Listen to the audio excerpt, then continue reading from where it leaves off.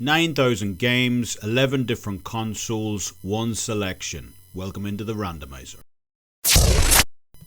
So today's random AI selection 4, was it a flop or a classic, has us playing through AeroWings, which was released for the Sega Dreamcast all the way back in September 1999 over in North America, and just over a month later in PAL regions. And, a large part of the reason I set this channel up in the first place was to play through, games and genres that I normally wouldn't play through, in fairness, with flight simulator games being chief among that list. And the reason I say that is because, flight simulator games haven't always been the kind of hot commodity that they are now. We've seen a number of high-profile flight simulation releases across the last few years that have done commercially and critically very well. Microsoft Flight Simulator, which was released back in 2020. Its sequel, Microsoft Flight Simulator 2, which was released at the end of 2024, notwithstanding those versions older 1980s cousins, of course.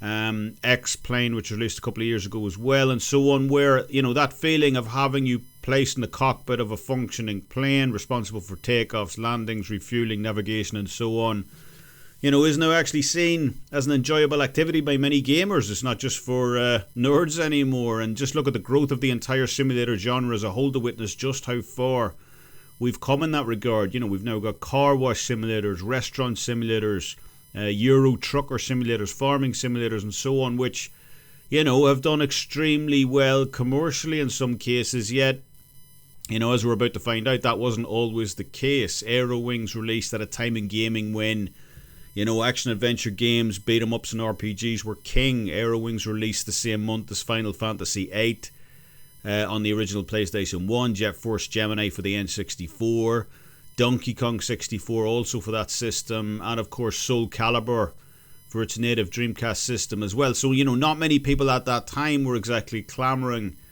for a Japanese-themed flight acrobatic game, but, that's not to say that there weren't any. There were some good examples of flying or flight simulation games released in the back half of the 1990s. Pilotwings for the N64 comes to mind, being a launch title for that system, and it was given rave reviews at the time of its launch as well. N64 magazine over in the UK, which, was by a fairly substantial margin the biggest selling N64 magazine in that region, gave Pilotwings an 89% score as well as its Star Game Award also. So there was definitely some love by critics at that time for aerial acrobatic games, even if they didn't always translate over to sales by the general public. Pilotwings was probably the first mainstream attempt at releasing a non-combat aerial flight game, yet it was nonetheless outsold almost 10-1 in the game charts by the likes of Mario Kart on the N64. And while it did somewhat respectively well,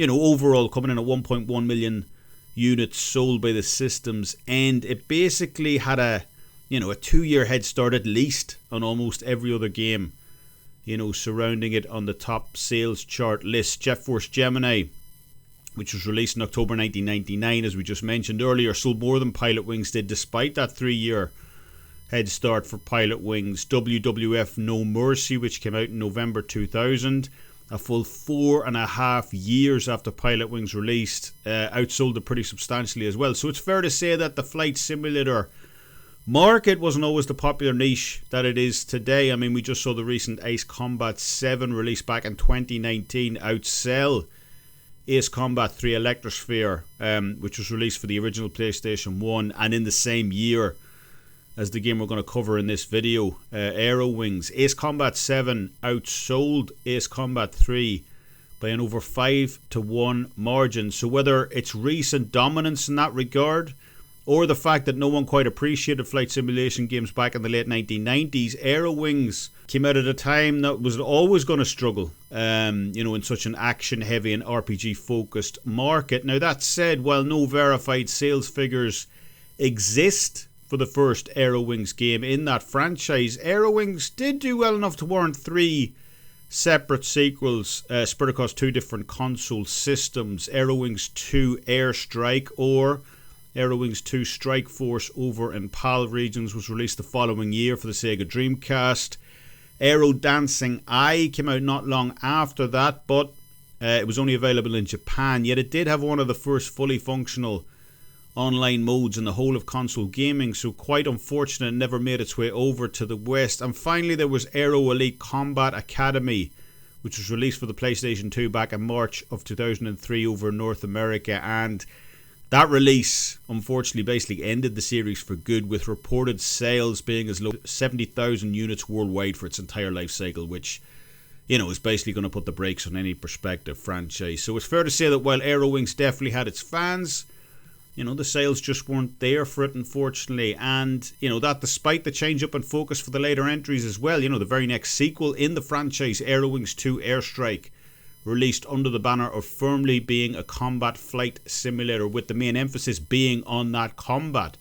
You know, all we need to look at is the front cover of that game. You know, F-14 Tomcat, firmly middle of the picture, twin afterburners firing, enemy in range locked on. I mean, this most definitely wasn't being marketed as an aerial stunt simulator like its forebear. So the objective from the second game in the series onwards seemed to be clear: to try and tap into that lucrative Ace Combat market that was out there.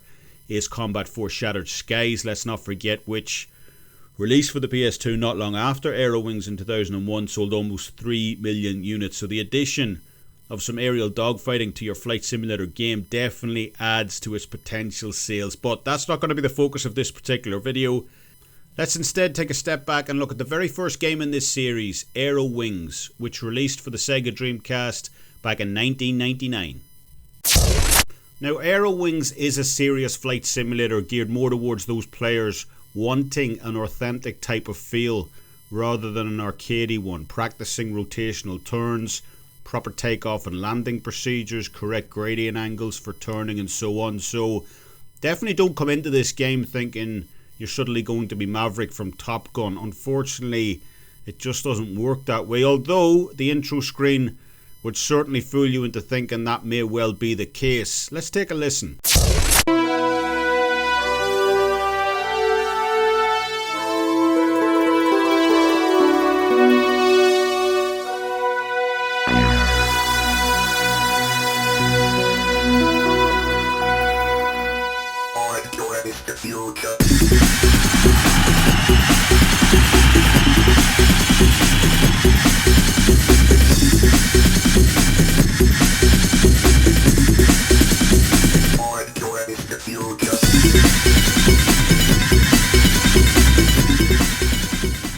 So after that adrenaline pump and opening, if you're anything like me at least, you're probably ready to jump right in, get inside the cockpit and take off. But unfortunately the game pumps the brakes on you pretty hard here and hits you with some fairly generic options regarding the opening starting menu. First of all, in terms of the options available, we have the Blue Impulse mission, which is the name of the Japanese air acrobatic team that the game is loosely based on, and that has you performing 20 distinct aerobatic maneuvers spread across 20 different missions, dealing with all aspects of flying, from correct takeoff and landing procedures, performing loops and rolls mid-air, flying in formation with the squadron, flying solo and individual runs, and so on, in order for you to get comfortable with the game's control scheme. Sky Mission Attack is the other main mode in AeroWings and is perhaps the meatier of the two options available. While Blue Impulse Mission has you learning the ropes on the job and has you practicing with the training wheels on, so to speak, Sky Mission Attack has you going through 8 increasingly difficult missions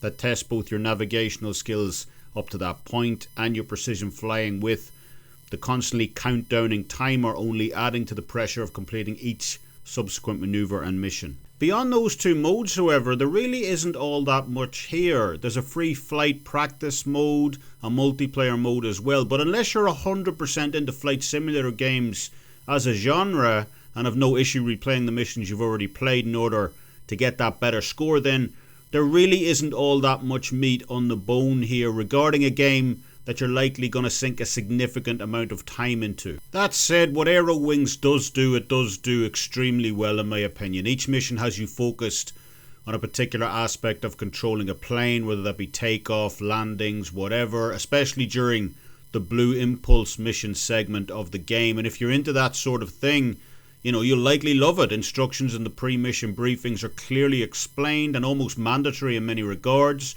They really are something that can't be skipped either if you intend to excel at the game. Missions are given a point structure during the Blue Impulse flight mode that really as you sticking to the particular degrees and angles that were outlined during the pre-mission brief. So kind of, going off and doing your own thing really is discouraged here, automatic outright failure in a lot of regards. So when the pre-mission brief says to keep the pitch angle at 15 degrees for takeoff and to hold at 340 degrees on your HUD for a perfect right turn, you better have paid attention to that to get any kind of reasonable score in this game. So while it is extremely satisfying in a lot of regards to pull off a particularly difficult maneuver in your plane and get a high score during those missions, the game is so rigid in its overall structure that the novelty soon wears off, and especially if you're not into flight simulation games to begin with like I am, then you're likely starting to look around for something else to play, even with AeroWings'